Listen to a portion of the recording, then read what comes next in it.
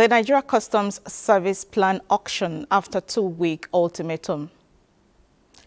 Chinese multinational technology company says artificial intelligence talent scarcity remains a major hurdle for global digital growth. Gas price shock set to add to Europe's industrial pain. Plus, oil edges down as extended OPEC Plus supply cuts highlight weak demand. The program is Business Express, reaching you from Abuja, Nigeria's capital. I am Naika Oko, your guide.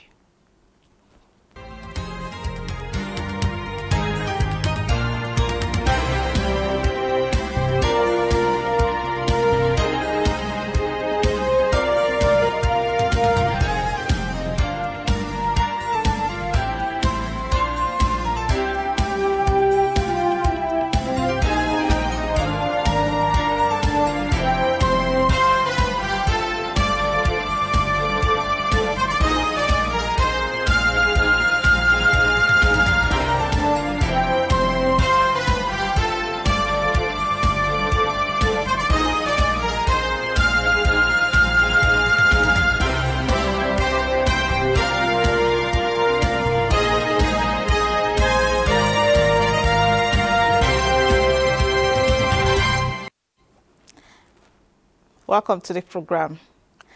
The Nigerian Economic Summit Group, NESG, says the Nigerian economy is on a growth trajectory despite challenges militating against it. Chief Executive Officer of NESG, Dr. Tayo Aduloju, says the group is in full support of the ongoing tax reforms at the National Assembly and urges the National Assembly not to suspend the bills, but allow for full legislative process that also accommodates all views.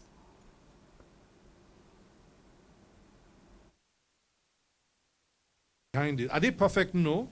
But we are not imposing the bill on Nigeria. No, we are saying these are proposals. Now, lawmakers, let's engage as comprehensively as possible. Because it's the lawmakers that will now edit. The final drafting committee comes from the committee. If they don't like a clause, it's them that will adjust it based on memoranda. What will those adjustments be? And why? But if the lawmakers give us tax bills after this process that does not protect the citizens that are working poor, that does not expand the tax net, that does not increase taxation, tax revenues, that does not create transparency, that does not reduce the complexity of the tax system, we'll say so also, that they've given us a bill that has failed. But they must do their work. That's where the work now is. So if we've achieved a stable state, there's stability in on the fiscal side, there's stability in the monetary side, then we can now jump to the next big thing, which is job and productivity. Job and productivity, what will it do? It's massive. It will help you to boost your exports. And once you boost exports, you have more inflows, right? So this is the trajectory that most of these Asian tigers, check China, for instance, check Indonesia, for instance. This is the same path they followed. So I also think we're on the right path because we've started with the policy reforms, so in the medium term, now to medium term, we can now start talking about how to create jobs, how to create productive jobs, how to boost our exports, how to get more FX coming in. The Minister of Marine and Blue Economy, Boyega Oyetola, is advocating the support of the National Assembly in the ministry's quest to unlock the economic potentials of the Nigerian waters and protect the nation's revenue in line with international best practices. This was at a one-day public hearing on a bill for an act to establish the Nigerian Coast Guard 2024, organized by the Senate Committee on Marine Transport. Mohammed Rabiu Ali reports. Experts confirm that Nigeria has a vast coastline of 853 kilometers, including 10,000 of inland waterways that need special institutional arrangements that will guarantee safety and conservation. This public hearing seeks to provide a playing ground for stakeholders to provide way forward in maritime safety, search and rescue, environmental protection, as well as enforcement of civil maritime laws. Also considering Nigeria's critical position in the maritime domain on the continent and globally, the establishment of a National Coast Guard will further increase our standing in the Committee of Maritime Nations. This will no doubt attract foreign support and assistance. The Nigerian Navy submits that the Nigerian Coast Guard Establishment Bill 2024 would lead to an unnecessary duplication of functions of the Nigerian Navy and other agencies. We have submitted a memorandum in total support and endorsement of the creation of Nigerian Coast Guard. Hamilton's vision underscored the importance of a dedicated maritime service to safeguard national interest, a principle that continues to guide the U.S. Coast Guard till date. Now, having that in mind, there's no doubt indeed that there's a need for a Nigerian Coast Guard. Members of the committee offer constructive submissions on the bill and promise to use recommendations brought forward. The 10th Senate is resolute in delivering laws that address national priorities and foster sustainable growth. What additional value will it add to the security of our waterways? The committee is to report back to the plenary for further considerations. From the National Assembly, Muhammad Rabiu Ali. The Federal Ministry of Finance has pledged to donor agencies and funders that the resources allocated for food security initiatives will be managed responsibly and efficiently. This assurance comes in light of ongoing efforts to combat food insecurity through targeted agricultural projects. The commitment was emphasized during the closing ceremony of a training organized by the International Fund for Agricultural Development, which focused on climate change adaptation strategies and the importance of financial discipline in agricultural financing. Musa Babaliu reports. Janine Pretorius is affiliated with the Center for Learning, Evaluation and Results in Anglophone Africa, Clear AA University of Western, South Africa. She is currently in Nigeria to share her insight on the impact of climate change, particularly in the context of the International Fund for Agricultural Development, Social, Environment and Climate Assessment procedures. As much as I'm encouraged by IFAD's involvement, but I think as governments also we need to do more. I think we need to find also creative ways of dealing with impact. I think more needs to be done in terms of indigenous knowledge systems, stuff that our great-grandparents have used, and how we can infuse that with modern technology. The training workshop aims to strengthen the capacity of IFAD-funded project staff and stakeholders in Nigeria. The goal is to improve the quality of implementation of IFAD-financed projects and programs as related to climate change. For them to understand that for IFAD project, this cannot be compromised because it's also embedded in the project design document, also in the project implementation manual. And so they have to follow all these documents that I call the Bible, step by step. During the workshop, Babatunde Adebayo from the Department of International Relations at the Federal Ministry of Finance emphasized the importance of adhering to the rules and guidelines set by donor organizations and international bodies. Let's comply with all the rules of the game. As we do so, we will better our rural farmers. There will be food security in the country.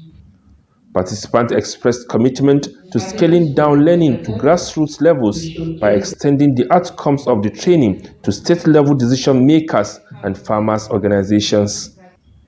Musa Baba Aliyu, NTA News. Similarly, the federal government is strengthening partnership with the World Bank to improve procurement processes through capacity building aimed at reforming its approach. This was at a stakeholders' retreat on the National Procurement Certification Framework in Abuja.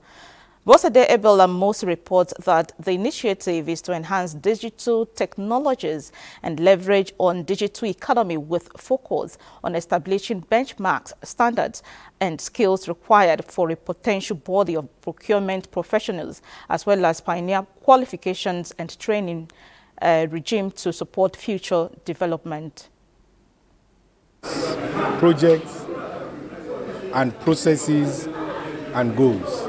the critical component that needs to be strengthened is the procurement function. It is a capacity building program with the aim of training professionals in the areas of procurement, environmental standards, and social standards. Owing to COVID-19 and other challenges, the World Bank gave 2026 extension deadline for the completion of the project. Startups are often touted as a key driver of economic growth, and Nigeria is no exception. With the digital economy projected to reach $300 billion by 2025 in Africa and Nigeria's startup capitalization valued at nearly $1.3 billion as of 2023, the potential is clearly there. But what is needed to unlock that potential, and how can policymakers support startups and small businesses to drive economic growth? Joining me to explore the potential and way forward for Nigerian startups is one of Nigeria's successful tech innovators, Femi Moito. He is the founder and CEO of Innovest Africa. You're welcome to Business Express. Thank you, and happy to be on the show.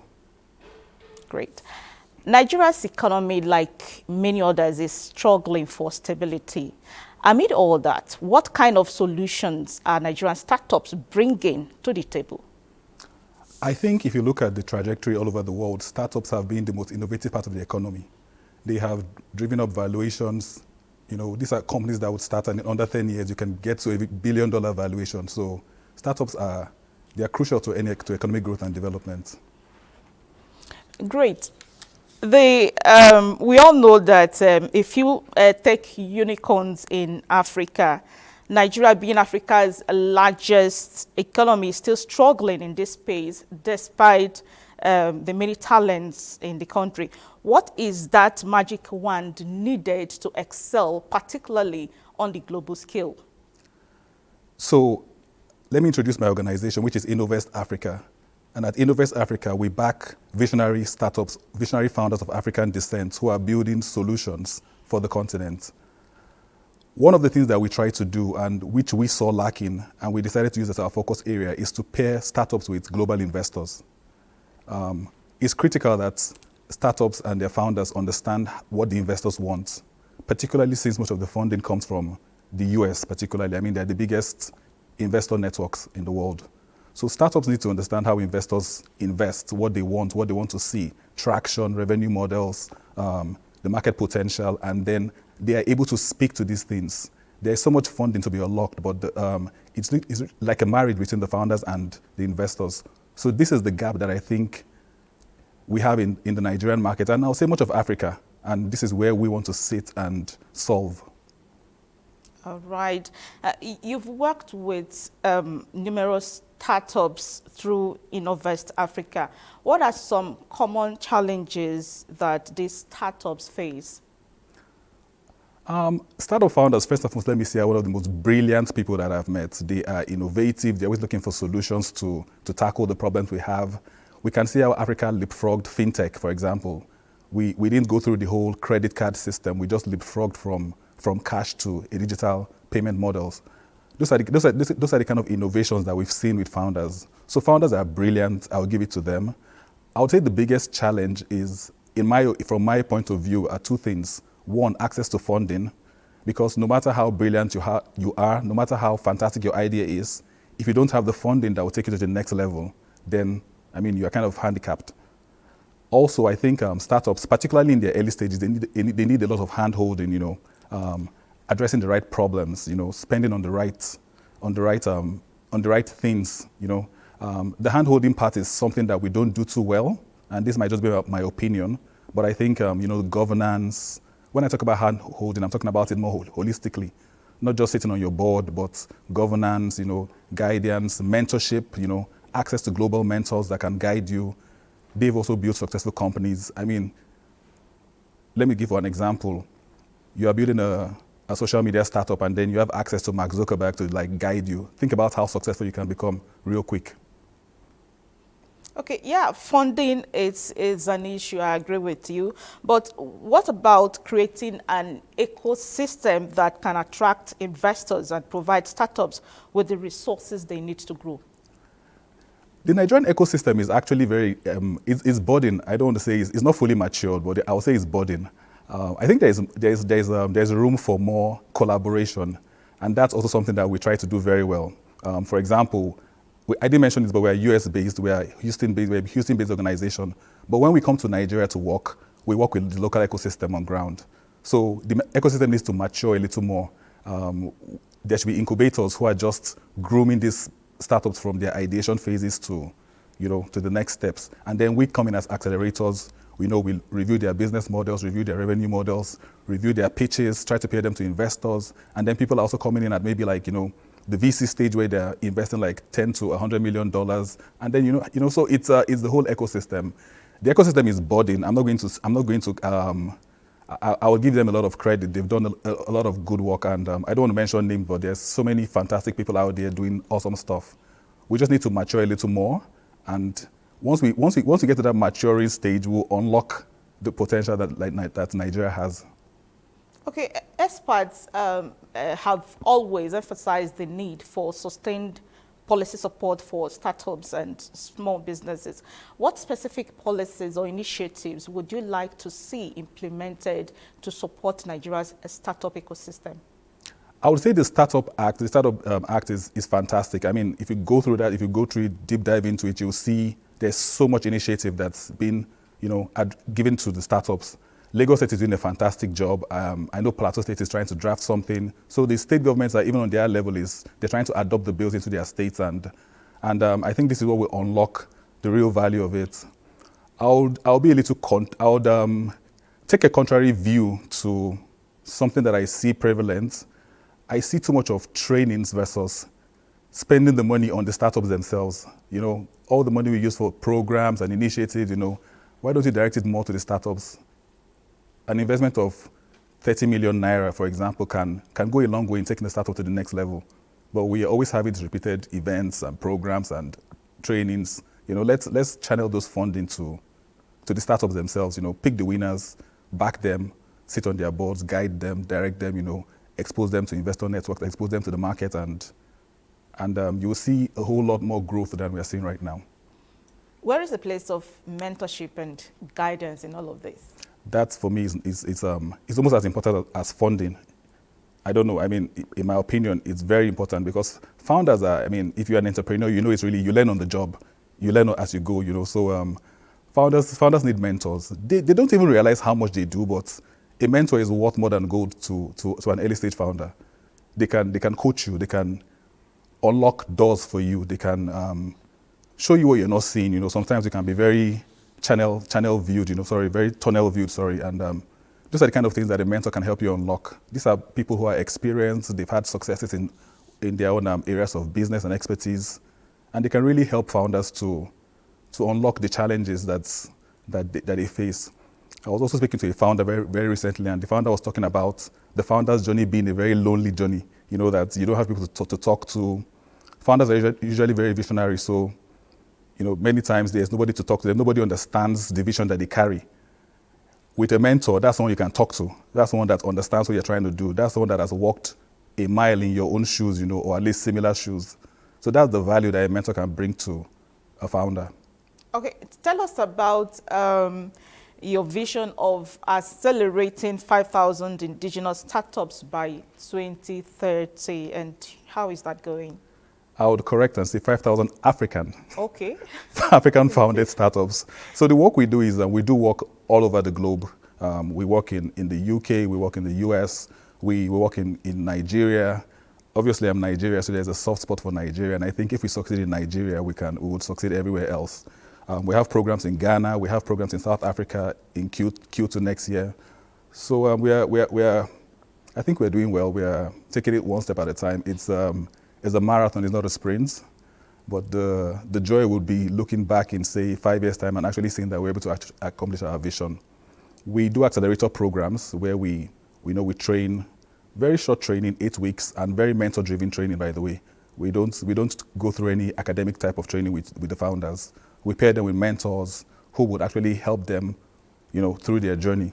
And at the end of our program, 8-week program, we do a demo day where we bring in investors into the room, investors that will be interested and excited about what they are building. And there's a pitch competition, and we also invest in these founders. So we put our money where our mouth is. We're not just training people, but we actually do investments in some of these startups. Great. Femi Moito, CEO of Innovest Africa, thank you very much for sharing your thoughts on Nigeria's tech ecosystem. We appreciate your time. Thank you very much for having me. And thank you. Moving on, gold prices inched higher on Friday, but we're headed for a second straight week of decline, while market participants are braced for U.S. payrolls data for cues on the Federal Reserve's interest rate trajectory.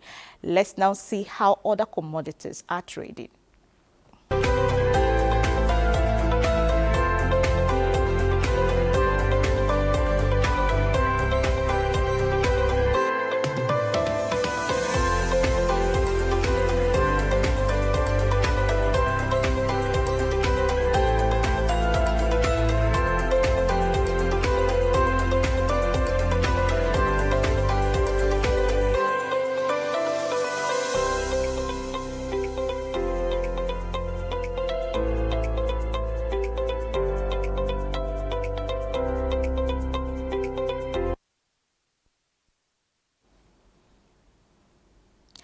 Oil prices dipped on Friday with weak demand in focus after the OPEC Plus group postponed planned supply increases and extended deep output cuts to the end of 2026.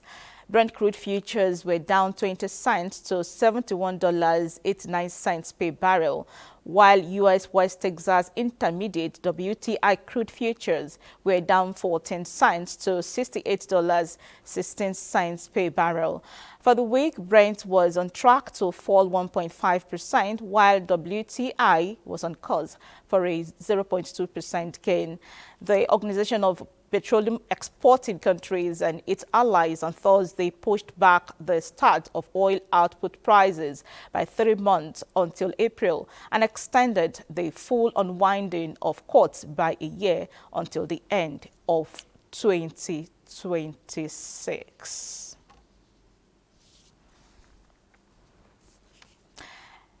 European stocks edge higher amid French political uncertainty. Direct line up 7%.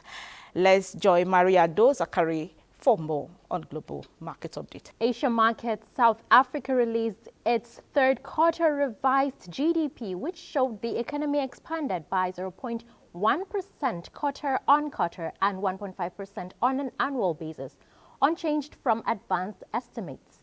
The figures show that the Nikkei traded lower at 0.77%. We have Shanghai Composite in green at 0.05%, and Hang Seng Index follows this at 1.56%. U.S. stock futures trading near the flat line as investors await key payrolls data. The Dow is down by 0.11%. We have S&P 500 following this at 0.14%, and Nasdaq Composite reflects it at 0.12%. Africa markets mostly bullish as South Africa JSE Top 40 surged higher at 0.21%. We have Tunisia Tune Index in green at 0.02%. We have Namibia Offshore Index dropped by 0.56%, while Ghana was marginal today. That's the global market for today. I'm Maria Aduzakari. It's over to Neka. Thank you, Maria. Well, this is where we end this edition of Business Express. We value your feedback, so keep the comments, observations, and suggestions coming. Be informed that all previous episodes are available on YouTube on the NTA's channel. Business Express returns on Monday at 3 p.m. I am Neka Oko. Enjoy your weekend.